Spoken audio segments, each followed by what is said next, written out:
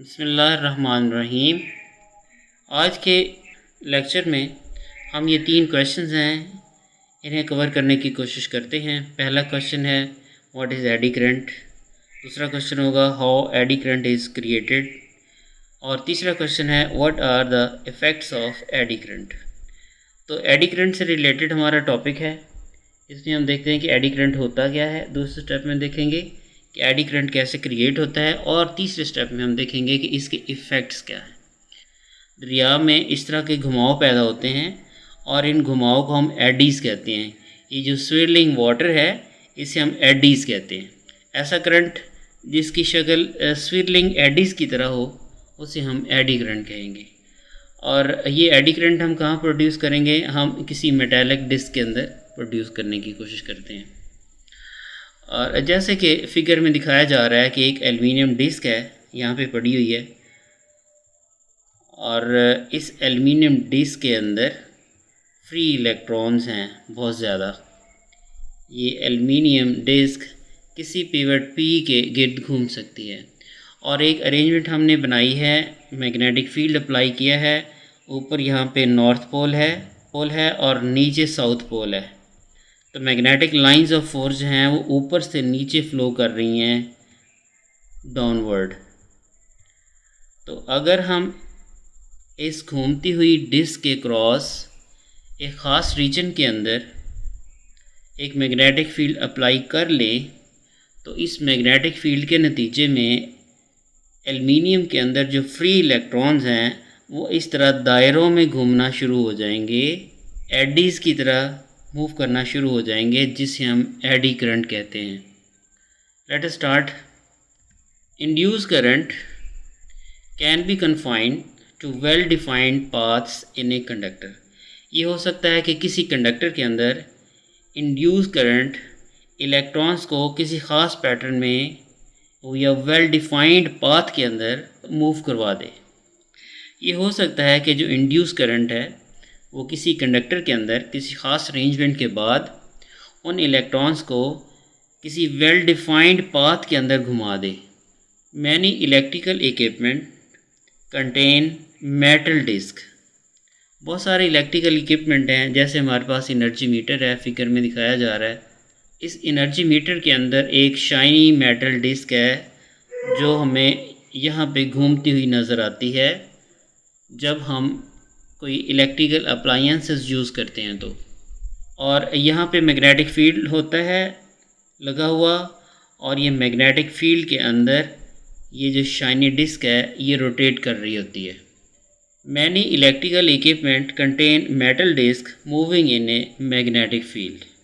Induce current can circulate throughout the volume of the disc. ये possible है कि ये जो डिस्क है इसके अंदर जो इंड्यूस करंट है वो सर्कुलेट करे, इस तरह दायरों के अंदर घूमे। Because the flow pattern resembles with swirling eddies in a river we call these current as eddy current. क्योंकि इस करंट का जो पैटर्न है वो रिवर के एडीज़ की तरह है, लिहाजा हम इस करंट को एडी करंट कहते हैं। और जो इसका मतलब है कि जो एडी करंट होगा वो स्विरलिंग एडीज़ की तरह का होगा। एडी करंट का जो पैटर्न होगा वो स्विरलिंग एडीज़ की तरह होगा।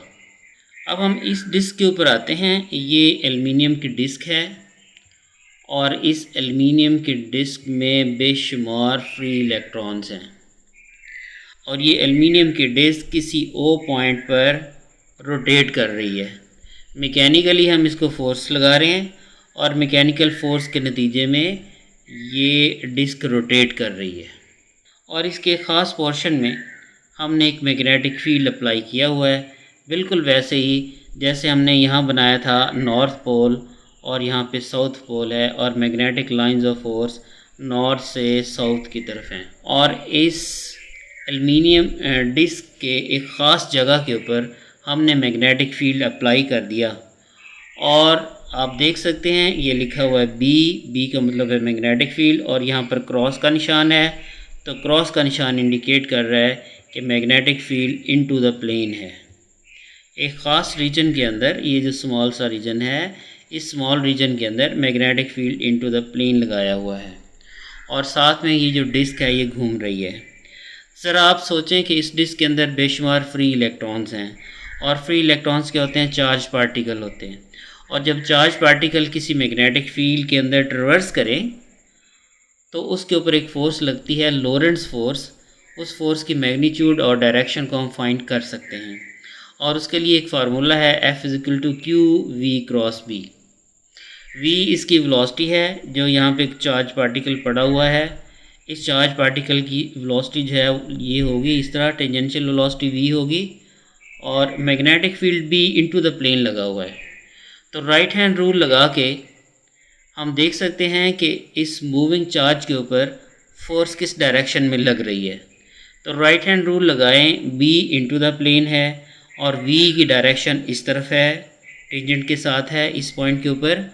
और तो जो फोर्स है, राइट हैंड रूल लगाएं तो फोर्स की डायरेक्शन डाउनवर्ड निकलेगी। आप लगा के देख लें, आपकी जो फिंगर्स हैं वो जा रही हैं इनटू द प्लेन और आपका जो थंब है राइट हैंड का वो वेलोसिटी को इंडिकेट करता हुआ इस डायरेक्शन में रखें तो आपके जो पाम है वो नीचे की तरफ होगी।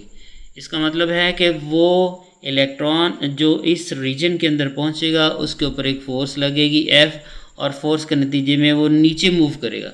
तो यहाँ पर जितने भी पार्टिकल्स आएंगे वो सारे के सारे, जितने भी यहाँ पर फ्री इलेक्ट्रॉन्स आएंगे वो सारे के सारे नीचे जा रहे होंगे। जैसे ही वो पार्टिकल्स इस रीजन के अंदर पहुँचेंगे, जैसे ही वो फ्री इलेक्ट्रॉन्स इस रीजन में पहुँचेंगे तो वो नीचे की तरफ मूव कर जाएंगे। अब आप सोचें एक इलेक्ट्रॉन यहाँ था और वो मूव करके नीचे चला गया तो उसकी जगह लेने के लिए कोई दूसरा इलेक्ट्रॉन यहाँ पे आएगा जो उसकी जगह ले लेगा और इसी तरह ये एक पाथ सा बन जाएगा। ये देखें एक पाथ सा बन जाएगा, इधर से इलेक्ट्रॉन एंटर होंगे और यूँ इस रीजन से बाहर निकल जाएंगे और फिर ये देखें ये एक लूप बना देगा। इसी तरह यहाँ भी आप देखेंगे तो ये देखें इलेक्ट्रॉन्स हैं इधर से एंटर होंगे, इधर से आउट हो जाएंगे और एक लूप से बनाएंगे। इधर आप देखें तो ये इस तरह का लूप बन जाएगा, इस तरफ से इलेक्ट्रॉन एंटर होंगे और इस तरफ से ऊपर चले जाएंगे। यहाँ देखें ये इलेक्ट्रॉन इधर गिर रहा है तो ये लूप बनाता हुआ इधर से फिर दूसरा इलेक्ट्रॉन एंटर हो जाएगा। ये देखें ये लूप से बन रहे हैं। तो अगर आप गौर से देखें तो ये जो करंट बन रहा है इसकी जो शक्ल है वो स्विरलिंग एडीज़ की तरह है, लिहाजा हमने इसे एडी करंट का नाम दे दिया। ये जो करंट है स्विरलिंग करंट है, इसे हमने कहा एडी करंट। अब हुआ क्या है, एक डिस्क थी हमारे पास, एल्युमिनियम की डिस्क थी जो ओ पॉइंट के ऊपर घूम रही थी और इस डिस्क के ख़ास पोर्शन के अंदर ये वाला जो पोर्शन है OB पोर्शन है, ये OB सेक्टर है।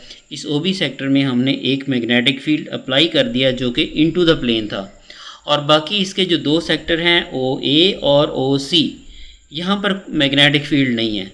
इस पूरी डिस्क में एक छोटा सा रीजन है, सिर्फ उसी रीजन के ऊपर हमने मैग्नेटिक फील्ड अप्लाई किया हुआ है, बाकी रीजन के अंदर मैग्नेटिक फील्ड नहीं है।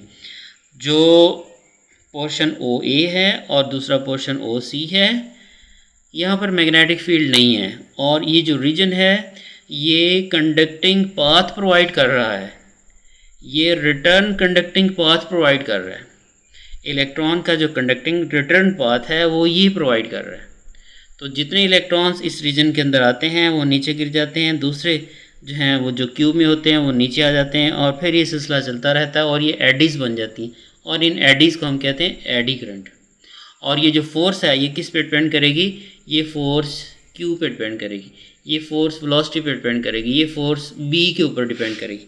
मैग्नेटिक फील्ड जितना ज़्यादा स्ट्रॉन्ग होगा फोर्स ज़्यादा लगेगी, वेलोसिटी जितनी ज़्यादा होगी, जितना तेज़ी से हम इस डिस्क को घुमाएंगे उतनी ज़्यादा इसके ऊपर फोर्स लगेगी। लिहाजा अब हमने ये देख लिया कि एक एल्युमिनियम डिस्क थी, अगर हम उसके किसी ख़ास पोर्शन के ऊपर मैग्नेटिक फील्ड लगा दें तो इसकी वजह से यहाँ पर एडी करंट प्रोड्यूस हो जाएगा। अब इस एडी करंट का इफ़ेक्ट क्या होगा हम यहाँ पर देखते हैं अगली फिगर के अंदर। अब ये वही डिस्क है जो रोटेट कर रही थी, यहाँ पर magnetic field B into the plane लगा हुआ है और यहाँ पे करंट फ्लो हो रहा है और ये जो करंट है ये एडी करंट है। ये अगला केस है कि जब हम एक करंट कैरियंग कंडक्टर को मैग्नेटिक फील्ड में रखते हैं तो क्या होता है। तो ये जो पाथ्स बन रहे हैं आप देख रहे हैं, ये करंट कैरिंग कंडक्टर्स हैं जस्ट लाइक, और इसमें करंट जो है वो आई फ्लो हो रहा है, और इसकी जो लेंथ है उसको हम एल कह देते हैं, और बी मैग्नेटिक फील्ड लगा हुआ है। तो जब current carrying conductor magnetic field में रखते हैं तो उसके ऊपर एक फोर्स लगती है एफ़, और इसका फार्मूला होता है F is equal to I L cross B. और इस फोर्स की डायरेक्शन को हम राइट हैंड रूल से फाइंड कर सकते हैं, और राइट हैंड के अंदर ये होगा F is equal to I L cross B. L क्या होगा, लेंथ होगा, और ये जो लेंथ है ये करंट की डायरेक्शन में आएगी। इसका मतलब है कि एल जो है वो डाउनवर्ड होगा, और इसका बी जो है वो इनटू द प्लेन होगा। तो राइट हैंड रूल लगाएं, ये डाउनवर्ड डायरेक्शन जो है इसकी तरफ आप थंब लेके जाएं, यहाँ पे आप थंब रख लें, जिस डायरेक्शन में करंट फ्लो कर रहा है नीचे की तरफ वो थंब होगा, और जो मैग्नेटिक फील्ड बी है ये फिंगर्स को रिप्रेजेंट करती हैं, और इस जो फिंगर्स हैं वो इनटू द प्लेन हैं, कि आपकी जो फिंगर्स हैं वो इनटू द प्लेन हो और आपका थंब जो है वो डाउनवर्ड हो। तो आप देख सकते हैं कि आपका जो पाम है उसकी डायरेक्शन ये होगी, फोर्स की डायरेक्शन ये होगी। तो जब करंट कैरिंग कंडक्टर को एक मैग्नेटिक फील्ड के अंदर रखते हैं तो एक फ़ोर्स डेवलप होती है।